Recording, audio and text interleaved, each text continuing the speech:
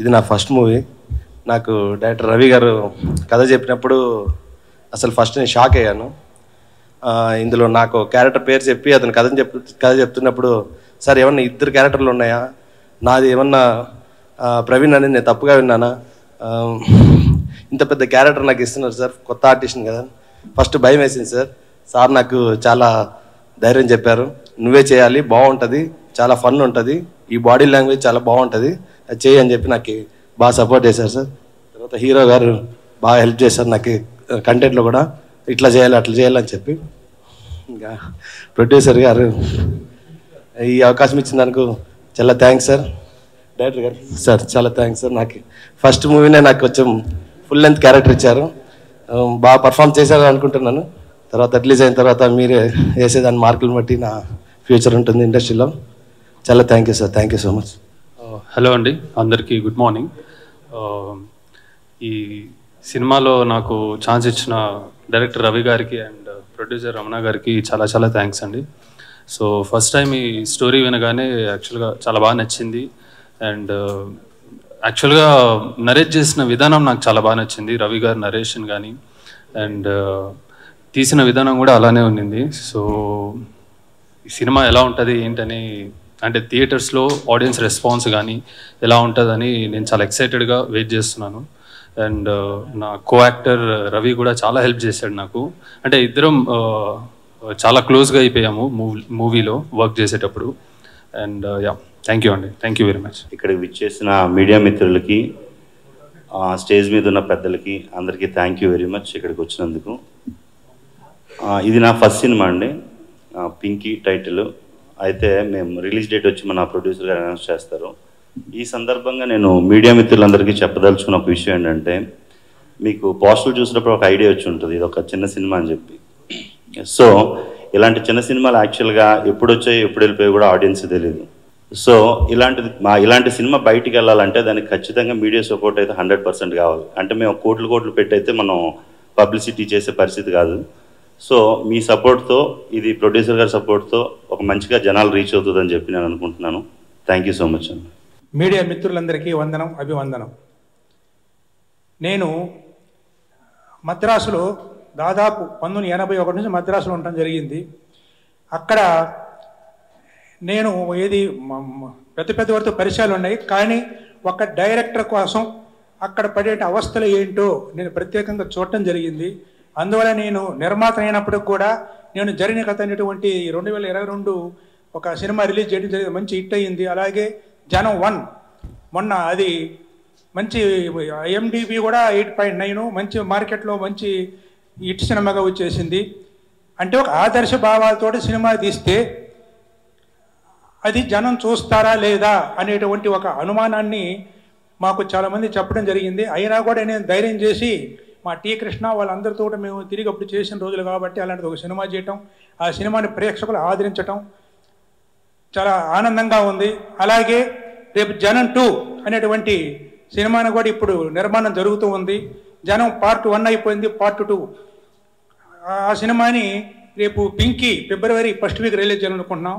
అది రిలీజ్ అయిన వెంటనే ఫిబ్రవరి ఎండింగ్ కానీ మార్చి కానీ ఆ సినిమాను కూడా మా ఆత్మీయులు మా రామ్ సత్యనారాయణ గారు ఆ సినిమాలో ఒక ముఖ్యమంత్రి పాత్ర వేస్తూ ఉన్నారు.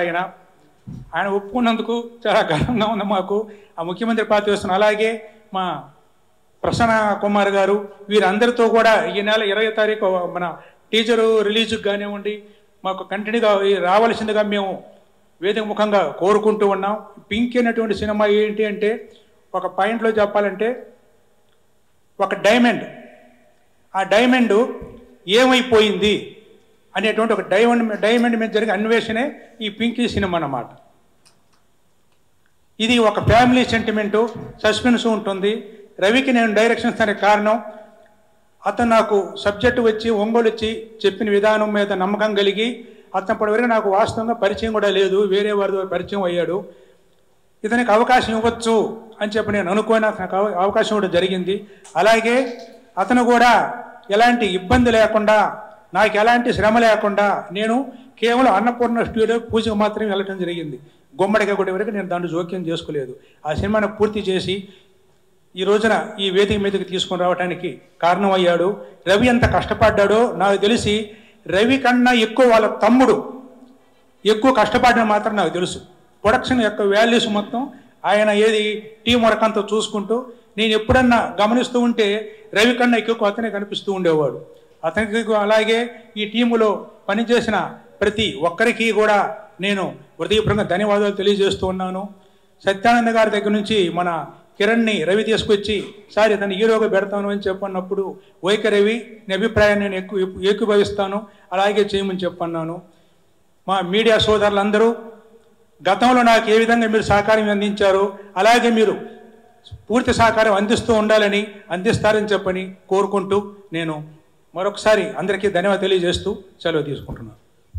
విఐపి క్రియేషన్స్ పింకీ మంచి టైటిల్. అంటే హిందీలో అమితాబ్ బచ్చన్ గారిది చాలా పెద్ద హిట్, చాలా పెద్ద నేమ్ వచ్చింది. అలాగే కన్నడలో పింకీ హెల్లి అనే ఒక సినిమా ఇండియన్ పనోరమాలో సెలెక్ట్ అయ్యి ఇంటర్నేషనల్ ఫిల్మ్ ఫెస్టివల్ గోవాలో కూడా స్క్రీనింగ్ జరిగి వరల్డ్లో నెంబర్ ఆఫ్ ఫెస్టివల్స్లో హైయెస్ట్ అవార్డ్స్ తీసుకున్న సినిమా కన్నడలో పింకీ హెల్లి. ఆ పింకీ అనేది చాలా గొప్ప టైటిల్. అంటే మన ఇళ్లల్లో చాలామంది పిల్లలకు కానీ లేకపోతే చాలా రకరకాల పెట్ డాగ్స్కి కానీ లేకపోతే డైమండ్స్కి కానీ అన్నిటికీ ఉండే వాడుక పదం పింకీ. అంటే టైటిల్ ఎప్పుడు కూడా క్యాచీ టైటిల్ ఉంటే ఫస్ట్ హిట్లో అదొక 25 to 30% అది తీసుకుంటుంది. సో అలాంటిది చేశారు. అలాగే పసుపులేటి వెంకటరమణ గారు 2 సినిమాలు చేసి ఇది 3వ సినిమా చేస్తూ ప్లస్ 4వ సినిమా అండర్ ప్రొడక్షన్లో ఉండి, అంటే ఆయనకి పెద్ద పెద్ద సినిమాలు చేయగలిగే కెపాసిటీ ఉన్నా కూడా ఆయన ప్యాషనేట్గా ఒక డైరెక్టర్స్ ఇక్కడ ఉన్న చిన్న చిన్న టెక్నీషియన్స్ పడే ఇబ్బందులు చూస్తూ ఆయన చిన్న సినిమాలు చేయటం అనేది డెఫినెట్గా చెప్పాలంటే ఇండస్ట్రీ పరంగా ఒక అదృష్టం. ఇట్లాంటి వాళ్ళు రావాలి, ఇట్లాంటి వాళ్ళు వస్తేనే ఇండస్ట్రీ బాగుంటుంది. అలాగే రవికుమార్ గారు, సో ఆయన డైరెక్టర్గా పెట్టుకుంటే జనరల్గా ఏంటంటే ఫినిష్ అయ్యే టైంకి డైరెక్టర్కి ప్రొడ్యూసర్కి గొడవలో గోలా ఉంటాం, చాలా చూస్తూ ఉంటాం. అలాంటిది ఒక ప్రొడ్యూసర్ నేను జస్ట్ కొబ్బరికాయ కొడతానికి వెళ్ళాను, తర్వాత మొత్తం డైరెక్టర్ వాళ్ళ తమ్ముడు మొత్తం ఉండే చేసుకున్నారు అని అంటే వాళ్ళు డైరెక్టర్ ఎంత బాధ్యతాయుతంగా ఎంత పర్ఫెక్ట్గా వ్యవహరించాడో అర్థమవుతుంది. వాళ్ళ తమ్ముడు వాళ్ళ ఫ్యామిలీ పరంగా వాళ్ళు ఎంత సపోర్ట్ చేశారు అనేది అర్థమవుతూ ఈ ఇవాళ దీనిలో ప్రొడ్యూసర్ డైరెక్టర్ని మెచ్చుకుంటున్నాడు అని అంటే డెఫినెట్గా ఇలా మెచ్చుకునేటట్టు ఉంటేనే ఇండస్ట్రీ. ఒకప్పుడు పాతకాలంలో ఆ పద్ధతిలో ఉండేది. మనకు దొంగరావుడి సినిమా అప్పుడు డైరెక్టర్ కేవీ రెడ్డి గారి రెమ్యునరేషన్ ₹1,00,000, అక్కినే నాగేశ్వరరావు రెమ్యునరేషన్ ₹20,000. అప్పుడు 6 లక్షల్లో సినిమా తీస్తానని 6,25,000 చేస్తే అప్పుడు కేవీ రెడ్డి గారు నాకు 1,00,000 వద్దండి, నా ఆ 25,000 తగ్గించి 75,000 ఇవ్వండి అనేది ఒక సిస్టమేటిక్ పద్ధతిగా ఉండే ఆ రోజుల్ని మళ్ళా గుర్తు చేస్తూ ఇవాళ ఈ డైరెక్టర్ వ్యవహరించిన విధానం ఆ పద్ధతిలో ఉంది. అలాగే హీరో చూస్తా ఉంటే అతన్ని ఒక షేప్లో చూస్తే విజయ్ ఆంటోనీ లాగా ఉన్నాడు, ఒక షేప్లో చూస్తే అరుణ్ విజయ్ లాగా ఉన్నాడు. ఆ ఫీచర్స్ ఉన్నాయి, ప్లస్ వాళ్ళిద్దరికంటే మంచి హైట్ ఉన్నాడు. డెఫినెట్గా ఫ్యూచర్ చాలా ఉండి అతను సక్సెస్ఫుల్ హీరోగా అవుతాడు అనుకున్నాం. సరే పక్కన ఇంకొక ఆర్టిస్ట్ ఆయన కూడా ఇంట్రడ్యూస్ చేస్తే ఆయన అదే తమిళ సినిమాలో కామెడీ వాళ్ళు నెంబర్ 1గా ఉన్నాడు, ఆ గెటప్లో ఉన్నాడు. డెఫినెట్గా ఆ రేంజ్కి ఎదగాలని కోరుకుంటూ ప్లస్ మోర్ ఓవర్ పిఆర్ఓగా బాక్స్ ఆఫీస్ రమేష్ గారిని పెట్టుకుంటే మనకి ఎదురుగుండా ఛానల్స్ ఇది కెమెరాలు చాలా ఎక్కువ తెప్పించగలిగాడు. అదే కాకుండా ఒక యాంకర్ బిల్లును కూడా మాకు కాపాడుతూ మా ప్రొడ్యూసర్లకు ఉపయోగపడుతూ యాంకర్గా కూడా వ్యవహరిస్తున్నాడు. డెఫినెట్గా థ్యాంక్ యూ రమేష్ గారు. ఇలా మాకు పొదుపు మార్గాలు చూస్తే మేము ఇంకెన్నో సినిమాలు తీయడానికి పనికి వస్తుంది.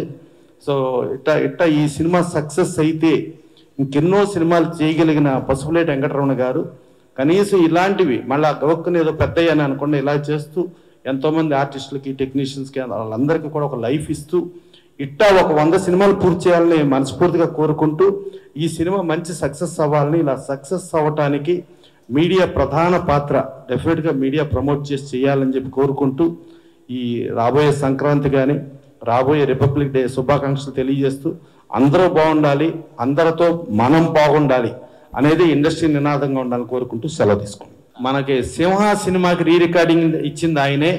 యాక్చువల్గా చెప్పాలంటే మణిశర్మ గారు రీ రికార్డింగ్లో ముఖ్య భూమిక ఆయన వహించేవారు. చిన్న రీ రికార్డింగ్ కానీ చిన్న మ్యూజిక్ అంటే కూడా చాలా పెద్ద క్రేజ్, అట్లాంటి చిన్న కూడా దీంట్లో ఉన్నాడు. Thank you. సారీ అండి, ఇందాక మా టెక్నీషియన్స్ గురించి నేను చెప్పలేదు, మన ప్రొడ్యూసర్ గారు చెప్పారు. సో నాకు సపోర్ట్ చేసిన టెక్నీషియన్స్కి పేరున చిన్న, దిలీప్, మా అందరికన్నా ఎక్కువ సతీష్, మా ఎడిటర్ నాని, అండ్ నాకు ఫ్యామిలీ వైపు నుంచి సపోర్ట్ చేసిన అండ్ ఇంకా అమర్ గారు, డిఓపి అమర్ గారు వచ్చారు, ఆ డిఓపి అమర్ గారు అండ్ మా సురేష్ గారు, ప్రొడక్షన్ సురేష్ గారు, డిజైనర్ దివ్య గారు, వీళ్ళందరూ నాకు చాలా బాగా సపోర్ట్ చేశారు టీం వైపు నుంచి. అండ్ చిన్న ప్లీజ్ కమ్. అంటే నాకు బాగా సపోర్ట్ చేసింది ఇన్ ద మూవీ ఎవరైనా ఉన్నారని అంటే ఆన్ సెట్స్ మీద మనకు బాగా సపోర్ట్ చేసింది చిన్న అండి తను. అండ్ దీని తర్వాత అంటే టీం ఎంత ఇంపార్టెంట్, అలాగే ఇంటికి వెళ్ళిన తర్వాత మనకి ఆ పీస్ ఆఫ్ మైండ్ అంత ఇంపార్టెంట్. అలా నాకు ఫ్యామిలీ వైపు నుంచి కూడా అదే సపోర్ట్ దొరికిందండి. మా wife Kavya, thank you so much and thank you అండి.